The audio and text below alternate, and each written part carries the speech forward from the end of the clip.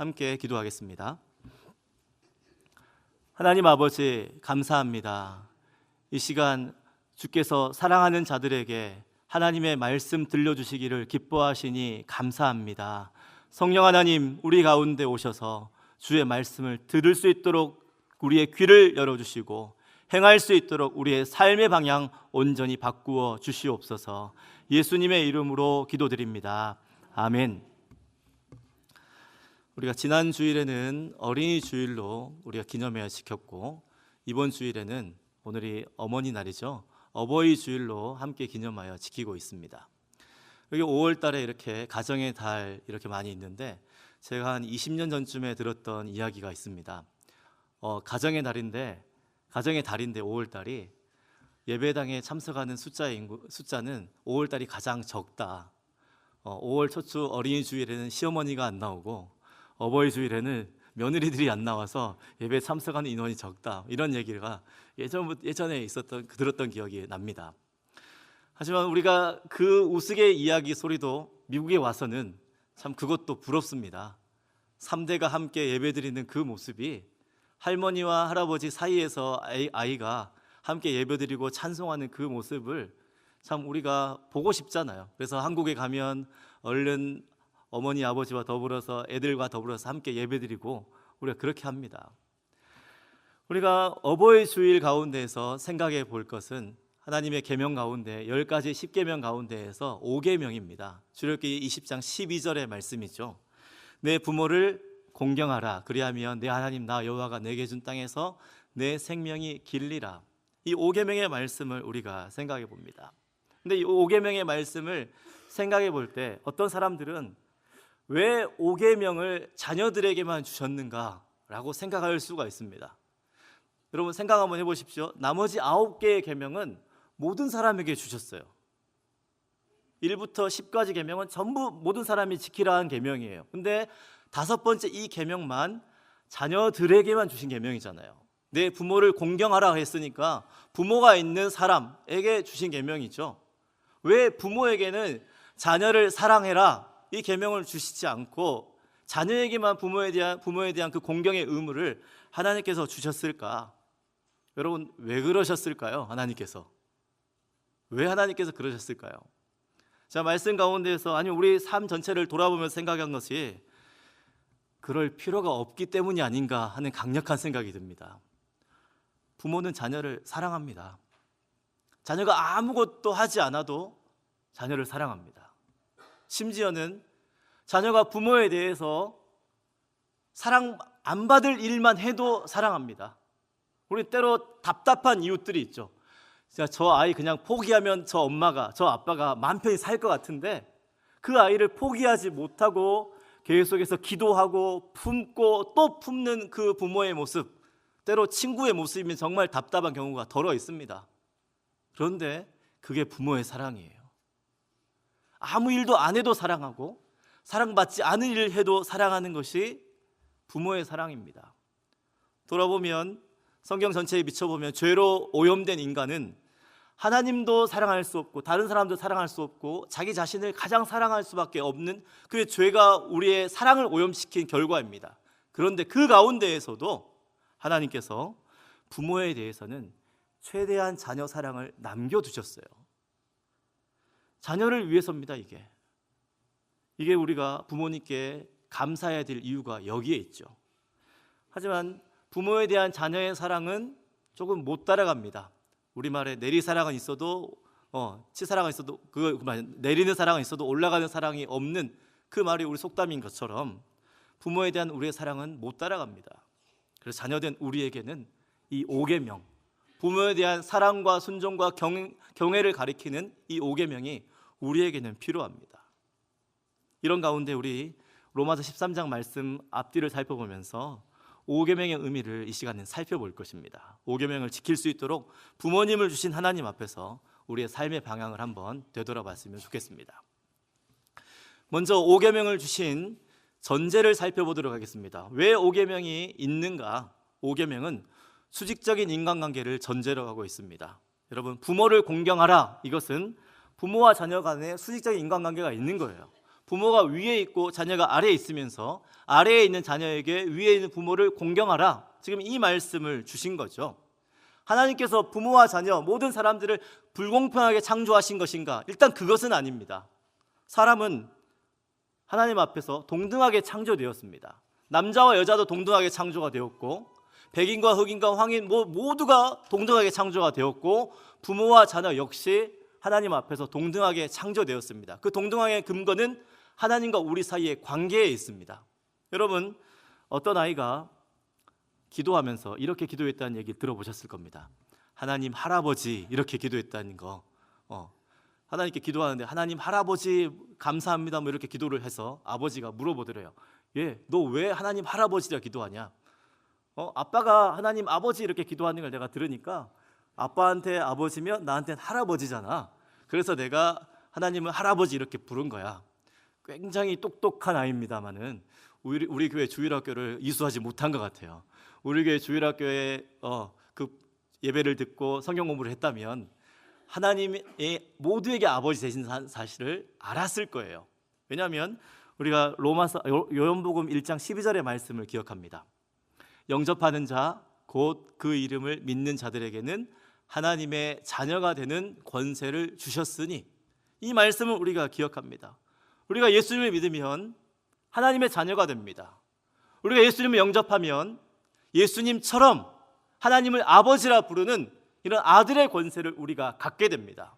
나도 갖게 되고 너도 갖게 되고, 육신의 아버지도 하나님을 그래서 아버지라 부르고, 육신의 아들도 하나님을 아버지라 부르는 하나님 앞에서 아들의 권세를 동등하게 모두가 갖게 됩니다. 그러니까 하나님 안에서 같은 아들들, 같은 자녀들이니 형제와 자매니 그 가운데 동등한 권세를 가지고 있죠. 바로 이것이 인간이 기본적으로 가지고 있는, 우리가 가지고 있는 동등한 가치의 근본입니다. 여러분, 이 가운데에서 하나님께서 권위를 통한 질서를 허락해 주셨어요. 수직적인 인간관계가 이 가운데에서 여기에 바탕을 두고 거기에 더하여서 하나님께서 수직적인 인간관계를 허락해 주셨습니다. 권위가 더 있다, 권위가 덜 있다, 이게 인간 가치가 더 있고 덜 있다, 이 말이 아니라 하나님께서는 우리 가운데 질서를 주셔서 하나님을 더 잘 섬기도록 배려해 주신 부분입니다. 이것을 부모와 자녀 가운데 사이에 적용을 하면, 여러분, 부모와 자녀 모두 하나님 안에서 동등합니다.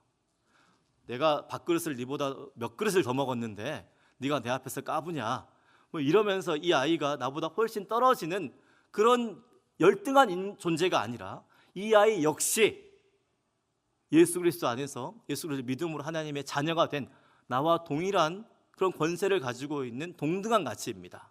그런데 왜 그럼 이 아이에게 내가 부모가 되고 나한테 어머니 아버지가 부모가 되는 이런 수직적인 관계를 주셨느냐?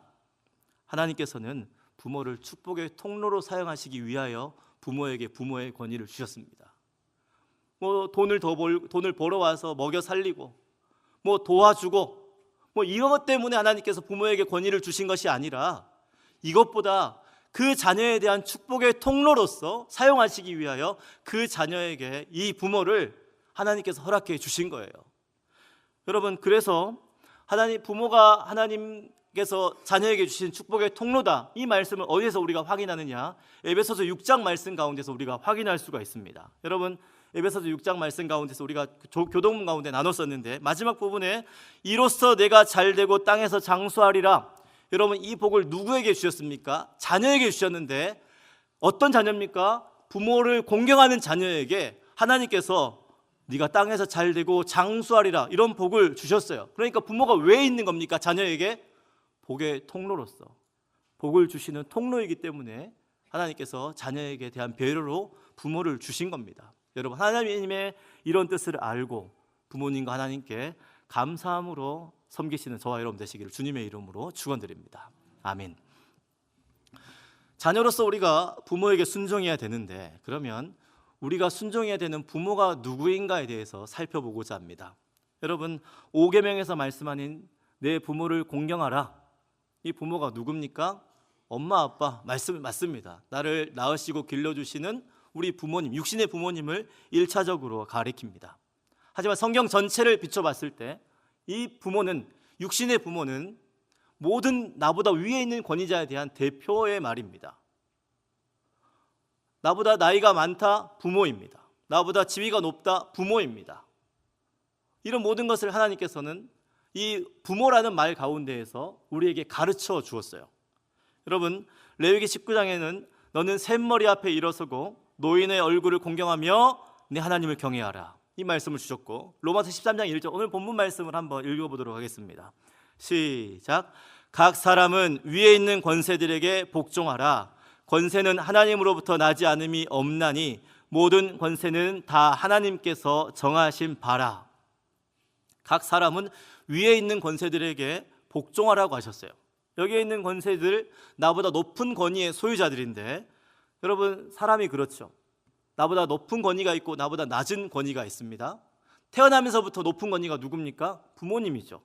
학교에 들어가면, 학생으로 들어가면 선생님이 계시고, 직장에 들어가면 직장의 상사들이 있고, 국가 전체적으로 봤을 때는 나라를 다스리는 위정자들이 있습니다. 이런 사람들이 나보다 더 위에 있는 권위자들인데, 이런 권위자들에게 복종하는 의무를 하나님께서 주셨어요. 모든 권세 하나님께서 주셨기 때문에 우리가 거기에 복종하는 겁니다. 그냥 그 사람이 높아서 힘이 세서 그 사람한테 잘 보여야 내가 밥줄이 있기 때문이 아니라, 그 사람에게 나보다 더 높은 권위를 가지고 있는 것은 하나님께서 주신 권위가 그에 있기 때문에 그렇습니다. 그래서 내가 그 권세를 거스린다면 나는 그 사람에게 대해서 죄를 짓는 것이 아니라 그 사람을 권위를 주신 하나님에 대해서 범죄하는 결과가 됩니다. 2절의 말씀이 그 말씀을 하고 있어요. 그러므로 권세를 거스르는 자는 하나님의 명을 거스름이니 거스르는 자들은 심판을 자취하리라. 여러분, 부모님도 하나님께서 정하셨습니다. 직장 상사도 하나님께서 정해 주셨고, 나라를 다스리는 지도자도 역시 하나님께서 정해 주셨습니다. 그러니 우리는 복종하고, 부모에게 복종하고, 상사에게 복종하고, 나라의 지도자에게 복종하는 것이 당연합니다. 종교개혁가 루터의 표현에 따르면 하나님을 경외하고 섬기듯이 부모님을 사랑하고 섬기고, 하나님을 경외하고 사랑하듯이 모든 권위자들을 사랑하고 경외해야 되는 것이 우리의 마땅한 본분입니다. 이렇게 명쾌하게 되어 있지만, 하나님 말씀이 이렇게 명쾌한데 우리는 이 말씀을 들을 때 선뜻 아멘 이렇게 나타나지 못하고 사실 좀 멈칫거리는 것이 대부분의 성도들도 가지고 있는 그런 부분들입니다. 왜냐하면 하나 의문이 있기 때문이에요.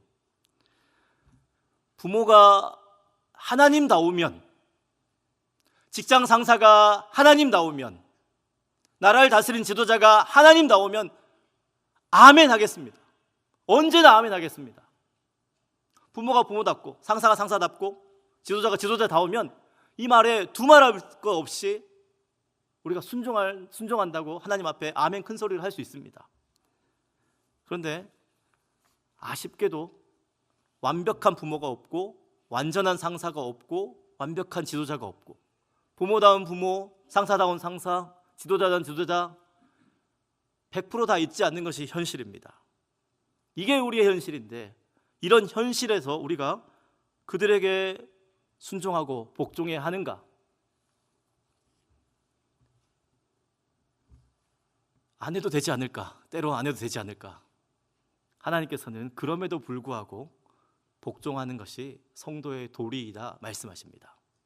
왜냐하면 이들이 하나님께서 쓰시는 사람들이기 때문입니다. 4절의 말씀을 함께 읽어보도록 하겠습니다. 4절의 말씀입니다. 시작. 그는 하나님의 사역자가 되어 내게 선을 베푸는 자니라. 그러나 내가 악을 행하거든 두려워하라. 그가 공연히 칼을 가지지 아니하였으니 곧 하나님의 사역자가 되어 악을 행하는 자에게 진노하심을 따라 보응하는 자니라. 아멘.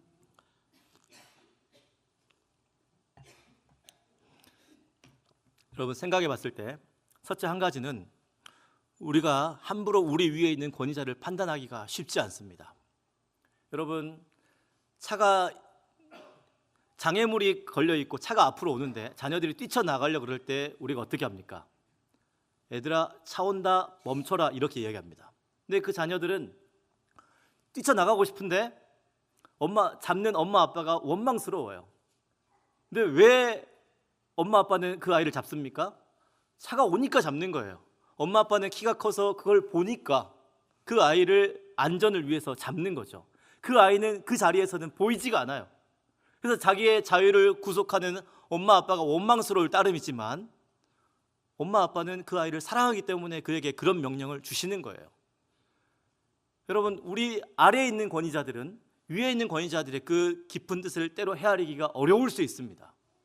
여러분, 독수리가 자기 새끼가 날 때쯤 되면 절벽 위에 데리고 가서 떨어뜨린다 그러죠. 그걸 그 새끼 독수리 입장에 봤을 때는 엄마가 나를 죽이려 하는 거 아니냐, 제3자가 봤을 때는 저 엄마가 애를 떨쳤네, 곧 죽을 거 아니냐, 이렇게 생각할 수 있습니다. 하지만 그게 아이를 죽이려는 겁니까? 아니죠. 그 아이를 살리려는 것이죠. 창공을 날고 자기 스스로 사냥할 수 있도록, 나는 힘을 줄 수 있도록 훈련하는 과정이었죠. 바로 이렇게 우리는 권위자의 뜻을 함부로 판단할 수가 없습니다. 그래서 그 가운데 내 스스로 함부로 순종과 불순종을 예단할 수가 없습니다. 두 번째로 생각해 봤을 때는 하나님께서 왜 권위자를, 그런 불충분한 권위자도 우리에게 주시는가? 그 권위자를 통해서 하나님이 우리 위에 있다는 사실을 일깨워 주기 위함입니다. 여러분, 하나님께서 4절 가운데서 뭐라고 얘기합니까? 권위자들을 하나님의 사역자라고 강조를 하죠. 그는 하나님의 사역자가 되어, 곧 하나님의 사역자가 되어, 두 번이나 하나님의 사역자라는 말을 강조하고 있습니다. 그들이 판단하는 선과 악을 통하여 하나님께서 무엇을 보여주시고 가시느냐? 우리의 궁극적인 인생의 선과 악을, 우리의 삶을 판단하시는 분이 있다, 하나님이 계시다, 이 사실을 가르쳐 주려는 부분입니다. 그러니 우리는 권위자들에게 순종하는 것이 당연합니다. 여러분, 그래서 사도 바울은 순종하되 형식적으로 하지 말고 마음 다해 순종하라고 5절에서 이야기해요.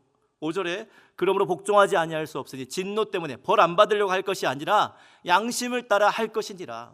전심을 다해 그 지도자에게, 그 위의 권위자들에게 순종하라, 부모를 포함해서 지금 이렇게 얘기하고 있습니다. 여러분, 그리고 세 번째로 생각해 볼 것은 이렇게 명령을 주신 하나님이 선하신 하나님이시고, 선하신 하나님께서 우리에게 주시는 명령이 선하시다는 이 말씀 가운데서 우리가 새겨볼 수가 있습니다. 여러분, 지금 이 로마서 13장의 말씀을 누구에게 주셨습니까?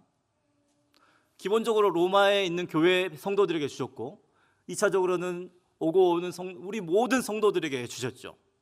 여러분, 로마서 9절을 살펴보면 1장부터 11장까지의 내용이 이겁니다. 유대인이나 이방인이나 구원을 받을 때에는 예수님을 믿는 믿음으로 구원받는다. 이게 로마서 1장부터 11장까지의 내용이에요. 어떻게 하나님 앞에서 의롭다 하심을 받을 수 있는가? 유대인은 핏줄로 하는 것이 아니냐, 할례로 하는 것이 아니냐, 이게 아니라 오직 예수 그리스도를 믿음으로 의롭다 하심, 구원을 받는다는 것이 1장부터 11장까지의 내용입니다. 그리고 나서 12장부터는 뭔 얘기하고 있느냐? 그렇게 구원받은 사람이 어떻게 살아가야 되는가? 그 얘기를 하고 있는데, 여러분 12장 2절 한번 찾아보도록 하겠습니다. 12장 2절의 말씀 함께 읽겠습니다. 시작. 너희는 이 세대를 본받지 말고 오직 마음을 새롭게 함으로 변화를 받아 하나님의 선하시고 기뻐하시고 온전하신 뜻이 무엇인지 분별하도록 하라.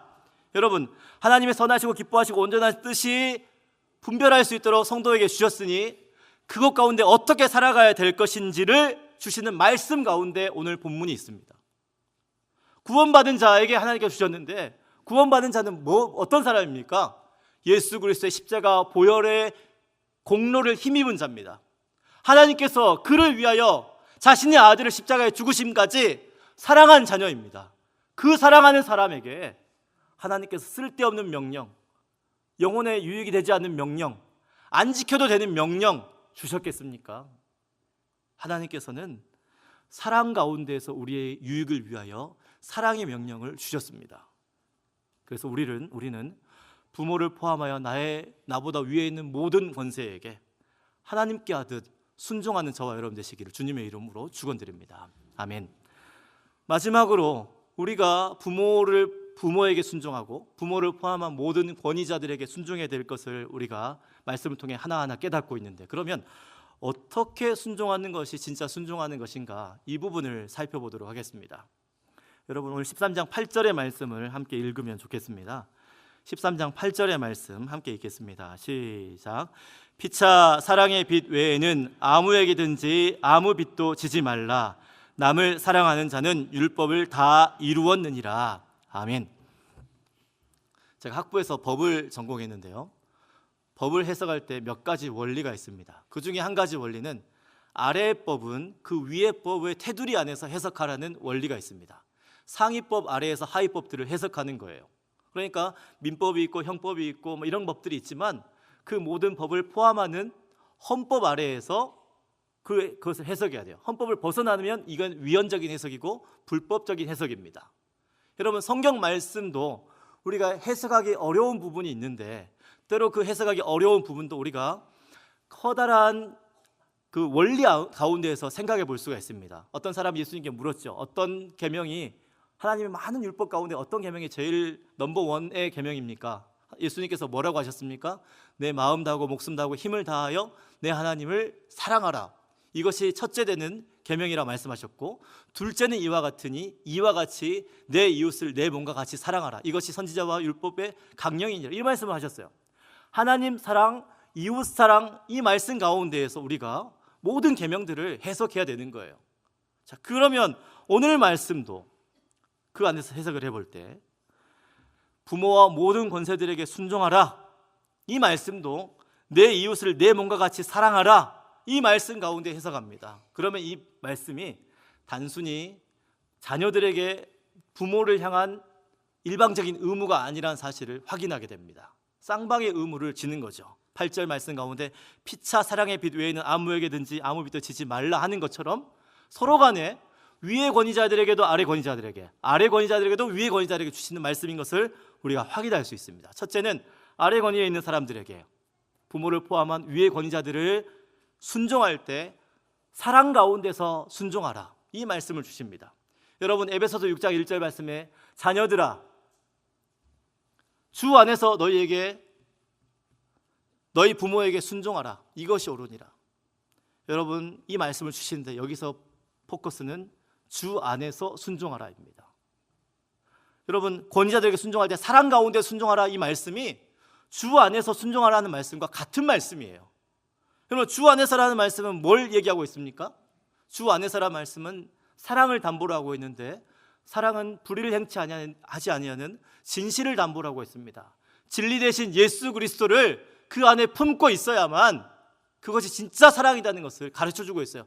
비위 맞추기 위해서 예스 하는 그런 사랑이 아니라 주 안에서 주의 말씀이 이끄는 대로, 말씀에 비춰봤을 때 옳은 대로 하는 것이, 그것이 위의 사람의 말씀이 주 안에서 옳은 말씀이면 예 알겠습니다, 기쁘게 순종하는 것, 주 안에서가 아니라 주의 말씀에 벗어난 말씀이라면 거기에 대해서는 과감하게 저항하는 것이 그 안에서 사랑하는 거죠.